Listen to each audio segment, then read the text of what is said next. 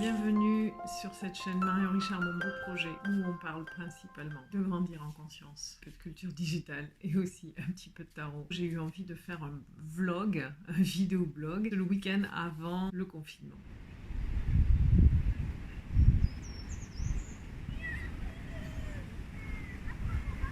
Dernier dimanche où on n'est pas confiné à la maison, j'en sais rien, on verra ce que ça donne. Aujourd'hui, je voulais aller ramasser les déchets sur le bord de la Garonne. Je supporte plus de voir ces plastiques, ces papiers, ces canettes. Alors je ramasse, voilà, je ramasse. Est-ce que tu as déjà fait ça chez toi? Il y a des mouvements citoyens qui le font, il y a des gens partout dans le monde qui font ça. Voilà, je sais pas si tu m'entends d'ailleurs, hein. Peut-être que je vais refaire complètement ce vlog à la maison, je sais pas.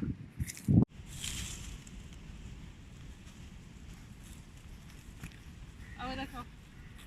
Ah bah c'est carrément une tongue brésilienne. Elle est arrivée de loin, ça va. Bon, je crois qu'elle ne manquera pas à son propriétaire. Je peux la mettre à la poubelle. Je profite de ma balade pour ramasser des orties aussi. Tout ça. Et moi j'adore faire des soupes d'orties. Et puis j'ai un juicer à la maison. Je fais pas mal de jus, pommes orties, orange ortie, mandarine ortie. Je rajoute aussi du gingembre. Et c'est délicieux, c'est super bon. Et surtout c'est très riche. L'ortie c'est une des plantes les plus minéralisées qu'on ait ici en Europe. C'est notre ginseng européen, tu sais. Faut pas hésiter à aller ramasser des orties, à faire des soupes d'orties. Tu mets un petit peu de patates, de l'ail ou des oignons, ça dépend ce que tu as, et tu mets tes orties, tu mets tout ça à cuire, tu mixes, et c'est très très bon au goût parce que l'ortie c'est doux, c'est une plante qui est très douce, elle pique bien sur la peau mais elle est très douce à manger. Et on peut faire aussi des infusions d'ortie, c'est très simple, tu mets quelques branches d'ortie dans de l'eau, tu attends 12 heures, tu filtres et tu bois, et c'est super, encore une fois, riche, super minéralisé, tu as tous les actifs qui ont quitté la plante pour aller dans l'eau. T'as pas besoin de faire chauffer l'eau, hein, l'eau à froid. Et tu bois ça, et c'est doux, c'est très très doux en fait l'ortie. Des petits trucs tout simples comme ça qu'on a un peu oubliés et qui sont accessibles parce que de l'ortie, il y en a partout, surtout maintenant au printemps. Donc moi j'ai pris des gants, voilà, j'ai pris des gants ici pour pas me piquer, je fais attention. J'ai mis voilà, un legging long et puis c'est parti quoi, et c'est une super journée. Voilà. Dis-moi, toi, tu as peut-être des recettes de plantes. C'est bon, moi, je connais pas beaucoup de plantes, en fait. Je le regrette bien. Je sais qu'il y a des stages qui existent, il y a des sorties. Peut-être t'organises des sorties comme ça, si c'est le cas. Mais mets tes infos en commentaire, que les gens puissent te découvrir. Mets ton site internet, ta page Facebook, ton Insta, ton YouTube. Vas-y, balance les infos si tu connais les plantes et que tu partages tes connaissances autour de toi. Ou si tu connais quelqu'un autour de Toulouse qui fait ça. Je pourrais trouver ça facilement, mais j'aime bien les recommandations aussi, j'aime bien les réseaux sociaux pour ça. Donc n'hésite pas, vas-y, balance les infos. Il y a une richesse qui est sous nos pieds, qui est là sous nos mains, qu'on ignore complètement, qu'on a oublié en fait, parce que c'était des savoirs qui étaient connus il y a encore pas si longtemps que ça. Et quand j'entends des fois des gens dire ouais mais à la campagne on crève de faim, s'il n'y a pas l'industrie, s'il n'y a pas les engrais, s'il n'y a pas les pesticides, les gens ils crèvent la dalle à la campagne. Je trouve ça hallucinant quoi. C'est que vraiment on ne sait plus du tout ce que c'est que la cueillette. On a complètement éradiqué en fait tout ce savoir.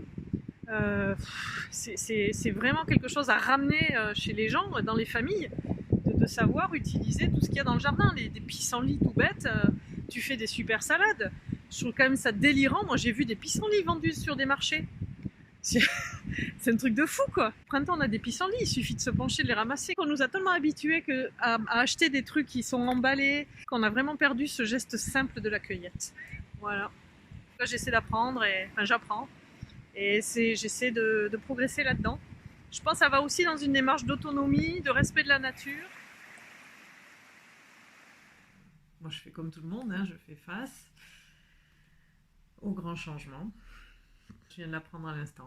Dans cette période qui est facile pour personne, mais qui nous oblige à aller chercher en nous des ressources profondes. Hein. Et ici, c'est un humus. C'est ce qu'il y a de plus riche hein, sur la planète, l'humus. Ce sol noir dans lequel travaille, parce que c'est un travail en fait de manier la faux et puis d'aller enlever tout ce qui ne sert plus, tout ce qui est plus nécessaire. Dans cette œuvre noire, dans ce travail des profondeurs, en nous-mêmes qu'on va aller chercher les ressources pour aller plus loin et pour rebondir. J'aime bien y voir aussi un travail sur notre nature. Le week-end dernier, c'était la dernière possibilité pour aller se promener librement autour de Toulouse.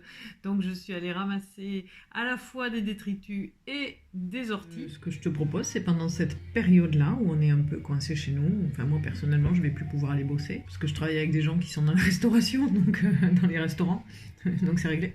C'est quoi cette coiffure? Bon bref. On doit apprendre à fonctionner différemment, on doit apprendre à avoir de nouveaux outils dans la vie, on doit apprendre à avoir de nouvelles technologies. On doit avoir accès à notre pouvoir créateur, mais qu'est-ce que ça veut dire le pouvoir créateur? C'est-à-dire qu'il y a un non-espace-temps. Je vais vraiment développer ça beaucoup parce que c'est là où je vis de plus en plus maintenant avec le tarot et avec ce que j'appelle ma médiumnité, mais finalement ce mot ne me plaît pas du tout. Mais bon, voilà. J'en ai pas d'autres pour l'instant. Je parlais comme ça. Et je suis un peu essoufflée parce que je viens de me faire 10 étages à pied. J'ai fait exprès pour faire mon sport. Parce que bon, voilà, on est coincé à la maison, il faut bien que je bouge. Moi j'ai la chance d'avoir 10 étages, donc je l'ai fait en montant, en descendant. Ça se fait bien, ça va. Les orties que j'ai ramassées, je te donne la suite. Cuits avec des patates et des oignons. Et j'ai oublié de mettre de l'ail. Mais c'est bien meilleur avec de l'ail. Tout est mixé, voilà, une bonne soupe verte. Avec cet événement qui est complètement dingue quand même dans nos vies. On découvre quelque chose de nouveau, c'est Internet pour beaucoup de personnes qui utilisent Internet un petit peu comme une télé, un robinet en fait à contenu, mais sans vraiment avoir compris toute la puissance du web. Le web, c'est l'aller-retour, c'est la communication, c'est tu vas vers les autres, mais tu ouvres le retour aussi. C'est pour ça que je l'aime, c'est pour ça que je travaille dans le web, et c'est pour ça que je travaille le marketing. Et c'est marrant parce qu'il y a plein de gens qui découvrent, donc qui peuvent faire des lives sur Facebook, qui peuvent interagir, qui peuvent utiliser des applis pour continuer à faire des réunions, créer des événements, pour faire des concerts. Génial, parce qu'en 3 jours, 3 jours, il y a déjà plein de gens qui s'approprient cet outil.